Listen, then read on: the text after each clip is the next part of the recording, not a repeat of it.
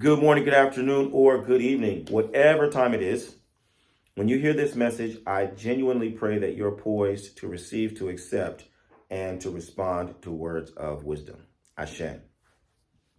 So, you probably have heard people say things like, I'm a child of Orisa, X, Y, or Z. I'm a child of Oshun. I'm a child of Ogun. I'm a child of Obatala. I'm a child of Shango. Okay. And what people mean by that can vary, but oftentimes they are trying to explain their behavior. They're trying to describe or explain their personality type, or they are trying to somehow explain their identity. All right, and it's common for us to talk that way. Say, I'm a child of this Orisa or that Orisa. But I've said it 100 times and I have to say it 1,000,000 times. That is incorrect. Your Orisa does not determine or even influence your personality. It does not. Your Orisa does not influence your personality. Your Orisa does not influence your identity. Your Orisa does not influence your behavior. And I know this is like 180 degrees from what everybody else is telling you. And I want to challenge you to dig deeper into the text and dig deeper into the theology and really get precise and exact about what you're seeing and what it means. But I'm going to tell you emphatically, Orisa does not determine or influence your personality, your character, your identity, your behavior. It does not. Okay? Let me give you an example in order for you to understand why I'm saying what I'm saying. When you cast Ifa, or when someone casts Ifa for you, for example, Ifa is not just going to talk about Orisa. In fact, the Odu that comes for you may not mention Orisa at all. The main verses of your Odu might talk about a certain plant, or they might talk about a drum, right?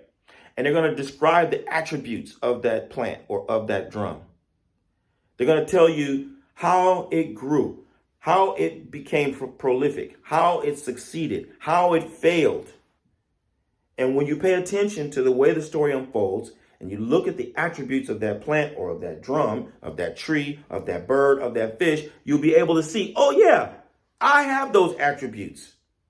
Yes, that is just like me in this regard or that regard. Or you're going to see, oh, I can see where I'm missing a certain thing.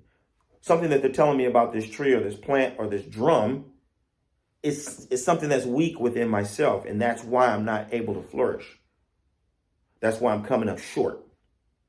But it doesn't mean that I am that drum.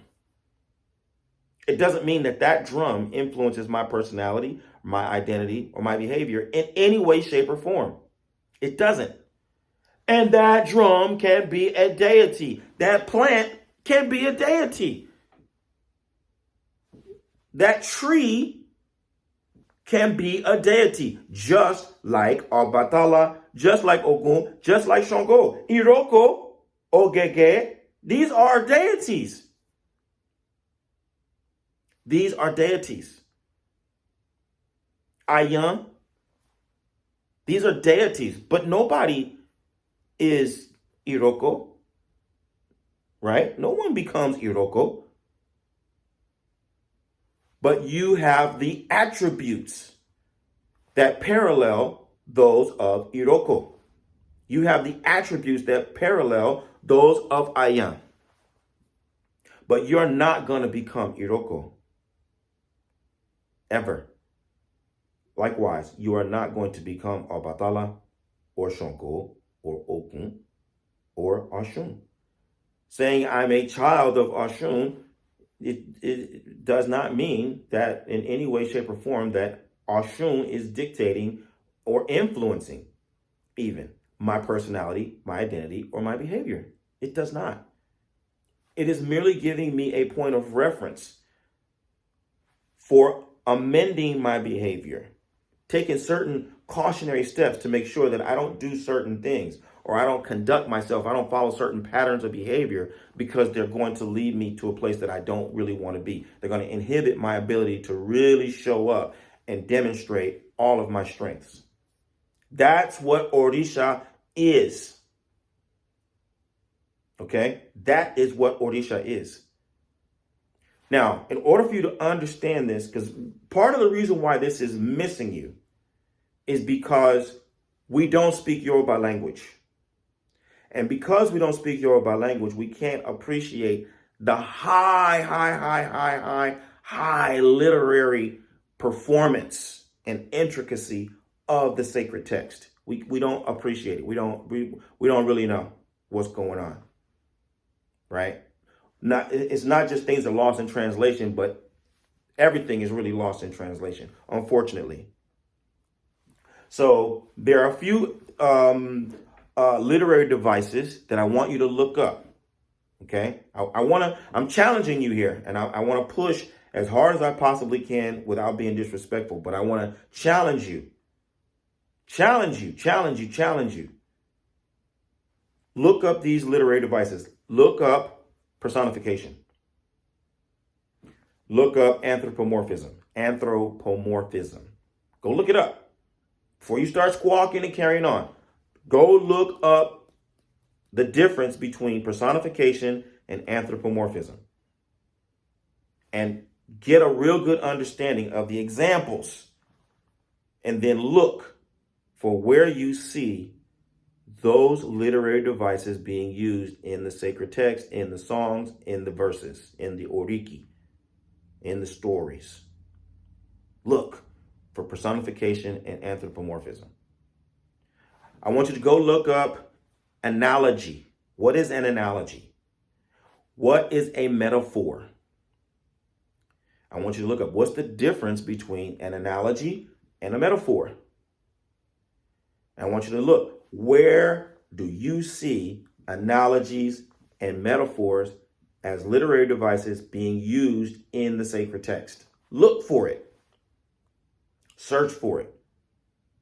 I want you to talk to someone who is literate, not just that they can read or write. When I say literate, I mean somebody who's an English major, someone who is a creative writing major. Go take a class even and get a real understanding again, because it's probably been 15, 20 years since you really studied these things. Go and refresh your memory. Really, sincerely. Go and sit down with someone who studies anthropology, who studies religious anthropology, someone who studies just religion overall. Talk to them not about your religion and, what is valid or invalid. We're not talking about engaging in some kind of a ridiculous religious debate. Just go and get a glimpse of how the sacred text reads from the perspective of just religion as a science, as a study, right? And then you'll understand why I'm saying to you what I'm saying. Yoruba tradition is heavily based on the proper usage of language. Okay? And until you appreciate that, and until you get a handle on some of the trends and patterns and how these different literary devices are employed in the sacred text, you're going to be confused. And you can be looking to your people in Nigeria, your Oluwo, your Iyalorisha, your Babalorisha. But if they're not literate also, it's going to be difficult, if not impossible, for them to tell you what I just said.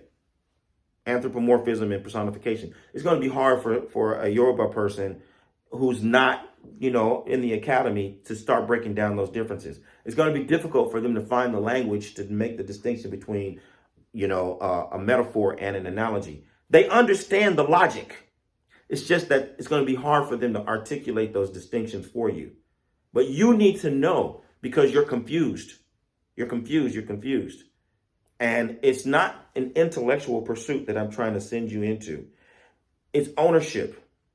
It's understanding what the tradition is trying to convey to you so that you understand the degree to which it is trying to activate a greater sense of agency within you so that you can take more ownership of your identity, ownership of your personality, ownership of your behavior. You're attributing the wrong things to Orisa and you're trying to pursue things that are never, ever, ever going to materialize. Never, ever. Because you're misreading the text. You're misreading the tradition overall. Okay? So as always, I'm sending this out as a really, really important and necessary lesson for the leaders.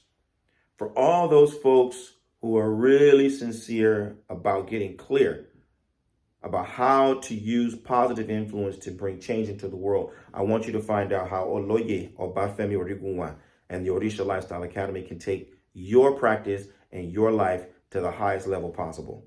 Visit me at obafemio.com or orisalifestyle.com and let's start working together nonstop to help you bring about the good condition for yourself and those who you are destined to serve.